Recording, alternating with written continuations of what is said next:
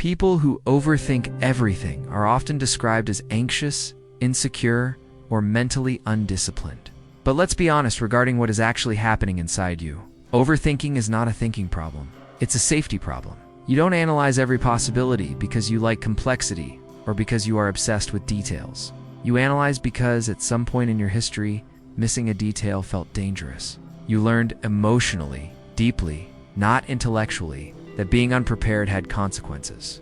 Maybe it was criticism that came out of nowhere. Maybe it was emotional withdrawal from a parent who needed you to be perfect.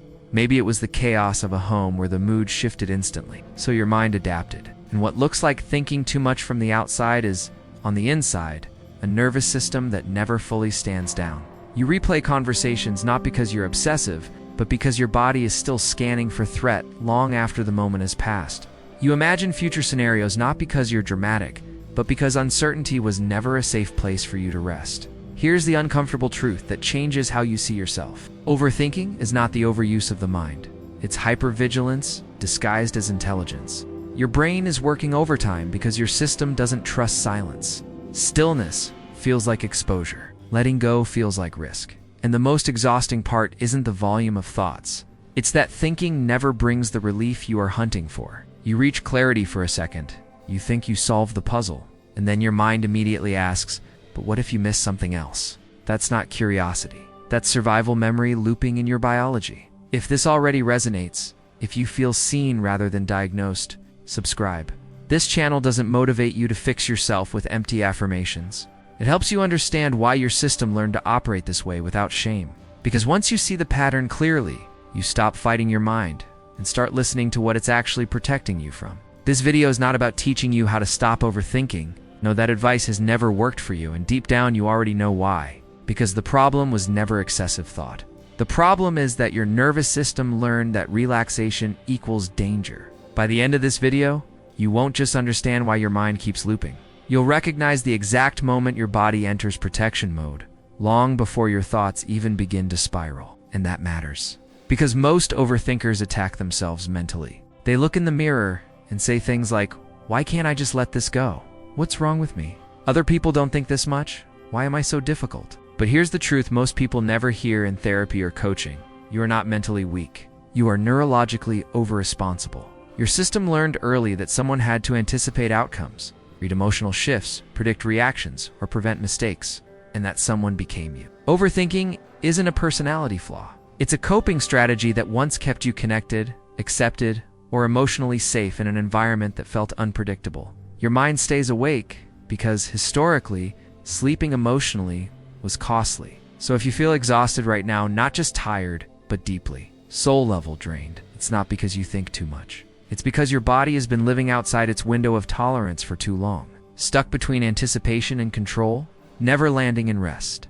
This video won't shame that adaptation. It will contextualize it so you can finally breathe. You'll start to see that your thoughts aren't random.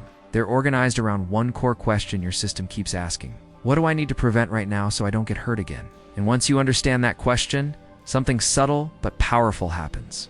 You stop trying to silence your mind and begin to regulate the system beneath it. You don't force calm, you create safety. And safety is the only thing that ever slows an overthinking mind. Here's the paradox most overthinkers never see while they're inside the loop. You believe thinking more will finally bring relief. You think if you just analyze the text message one more time, or replay the meeting one more time, you will find peace, clarity, certainty, control. But the very act of trying to control outcomes mentally is what keeps your system in a constant state of activation. Your mind is not searching for answers, it's searching for guarantees. And guarantees don't exist in human relationships, emotional exposure, or life itself. So the brain compensates by creating simulations. It rehearses conversations that already ended 3 days ago. It predicts scenarios that may never happen 10 years from now. It revisits decisions that cannot be changed. Not because it's productive, but because uncertainty feels more dangerous to your body than exhaustion. At some point in your history, not knowing was costly. Maybe you were blamed for things you didn't foresee. Maybe mistakes were punished with silence or aggression. Maybe being unprepared meant shame, rejection, or loss of connection with a caregiver. So your nervous system made a deal with you. If we stay alert, if we figure it all out in advance, we won't be caught off guard again. That deal worked once. It probably helped you survive childhood, or a toxic relationship, but now it's bankrupting you. Because control requires constant vigilance, and vigilance burns energy faster than any physical effort. The body never fully relaxes. Notice your jaw right now. Is it tight? Notice your stomach. Is it holding tension? The chest stays shallow. The mind never lands. Even rest becomes effort. You're not calm. You're monitoring the room to see if it's safe to be calm. And here's the deeper twist most people miss. Overthinking doesn't come from fear of the future. It comes from memory of the past. Your system isn't asking, what if something goes wrong? It's asking, what if it goes wrong the way it did before? So you think, and think, and think, until thinking itself becomes a cage. And the cost isn't just mental, it's emotional numbness. It is irritability with the people you love because they interrupted your train of thought. It is decision fatigue where choosing dinner feels impossible. It is a quiet resentment toward yourself for never being able to just switch off and enjoy a movie. This is the moment where many people believe they're broken. They're not. They're just using a survival strategy long after the danger is past. And until that's seen clearly, the mind will keep trying to protect you, even if protection now feels like punishment. If you recognize yourself here, pause for a moment. Don't analyze what I just said. Just feel it. Notice your body right now, your breath, your shoulders. That awareness, not more thinking, is where change actually begins. This is usually the point where people disengage or click away. Not because the insight is wrong, but because it's too accurate. Because if overthinking isn't a mindset problem, if it isn't lack of discipline, if it isn't something you can fix by thinking positive, then the real question becomes harder to avoid. What has my body been protecting me from all these years? And that question makes most people uncomfortable. So they distract themselves. They scroll. They intellectualize. They label themselves as just anxious and move on.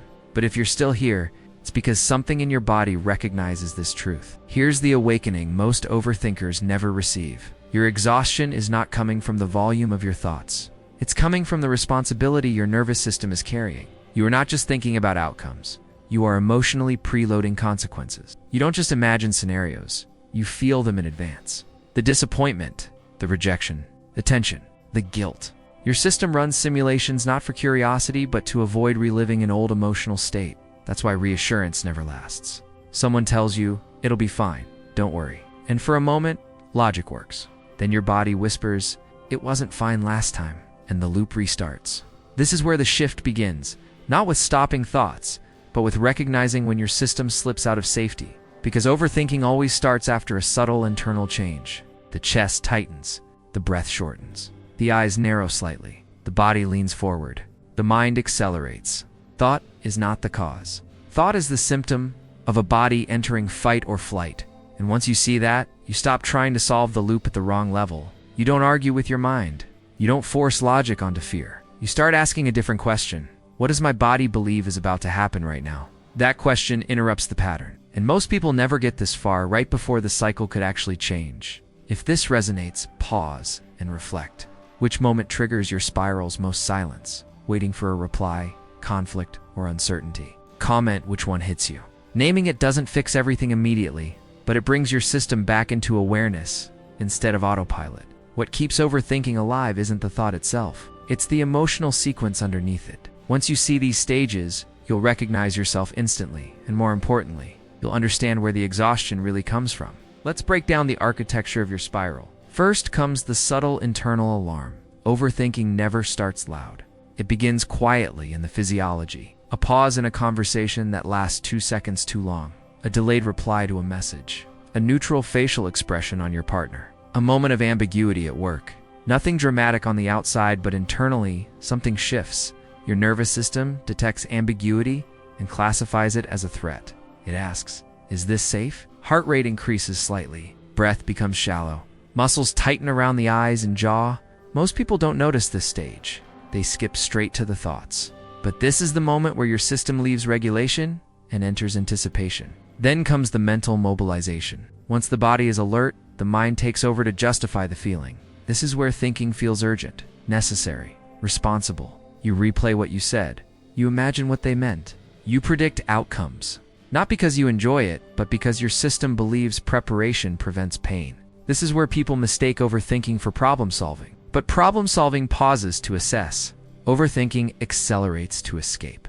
Your mind isn't exploring options. It's building a bunker. Then comes the illusion of control. After enough thinking, you reach a temporary sense of relief. I understand now. I see what might happen. I'll be ready for every outcome. That relief is addictive, because for a moment, your system feels less helpless. But the relief never lasts. Why? Because control created through fear is fragile. The moment new uncertainty appears, the loop restarts.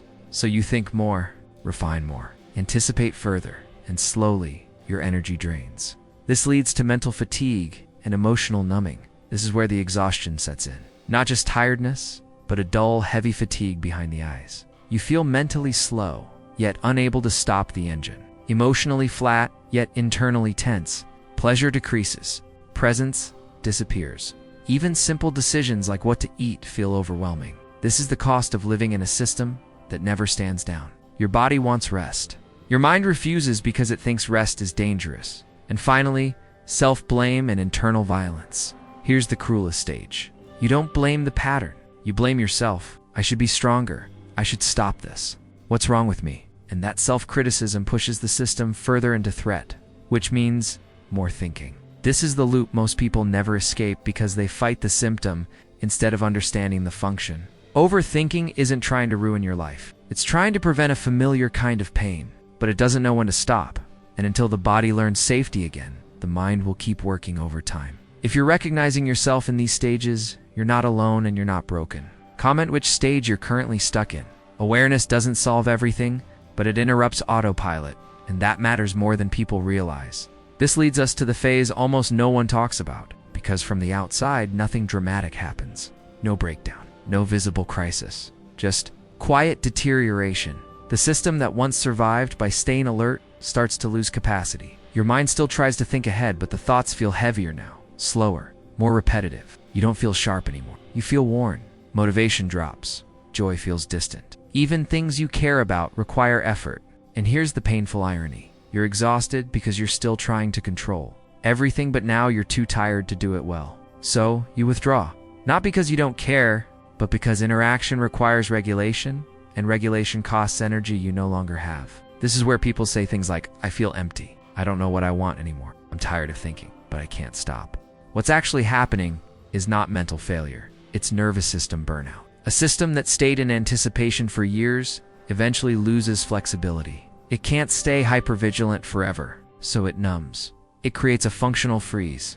You feel less, not because you healed, but because feeling became too expensive. This is often mistaken for depression or lack of purpose. But underneath, it's unresolved threat without release. Your system never learned how to complete stress cycles. It only learned how to stay ready. And readiness without resolution leads here, the quiet collapse. The dangerous part is that many people normalize this stage. They call it adulthood, responsibility, reality. But it's not maturity to live permanently exhausted. It's adaptation taken too far. And here's the most important reframe. This collapse is not failure. It's a signal that the strategy that once protected you is no longer sustainable. Your system isn't asking you to think harder. It's asking you to finally experience safety without control. That doesn't happen by force. It happens through gradual regulation, permission, and new internal boundaries. And that leads us to the final inversion, the one that changes how you relate to your mind forever. Overthinking isn't asking you to find the perfect answer. It's asking you for permission to stop performing safety. The truth is, your mind doesn't trust rest. Not because rest is dangerous now, but because rest once meant vulnerability. You didn't learn to think this much because you're analytical. You learned because at some point being relaxed had consequences. So your system adapted. It became precise, anticipatory, responsible. But here's the inversion most people never consider. You don't overthink because you don't trust life. You overthink because life once proved you right not to. And that's not a flaw. That's memory. The problem isn't that your mind won't stop. It's that your body never learned how to feel safe without earning it. So you earn safety by predicting, by preparing, by controlling. But safety that has to be earned never lasts. And eventually, the cost becomes your vitality. Here's the reframe that changes everything. You are not exhausted because you think too much. You are exhausted because you don't let yourself arrive. You don't arrive in moments. You don't arrive in relationships. You don't arrive even when things are fine. Because arrival means dropping vigilance. And dropping vigilance still feels unfamiliar. So the invitation is not to silence your mind. It's to gently teach your system something new. That nothing bad happens when you don't scan. That connection doesn't require constant anticipation. That being present won't cost you love, safety, or belonging. This is slow work, subtle work, embodied work. But it starts with one honest question. When safety appears, do you let yourself feel it? Or do you immediately look for what could take it away? You're not broken. You're adapted. And adaptation can evolve. If this reflection helped you see your internal world with less blame, share it with someone who lives inside their head and thinks it's a personal failure, and subscribe. This isn't a channel about fixing your mind. It's about finally understanding why it learned to survive this way and how to let it rest without fear. The exhaustion was never who you are. It was the cost of carrying everything alone.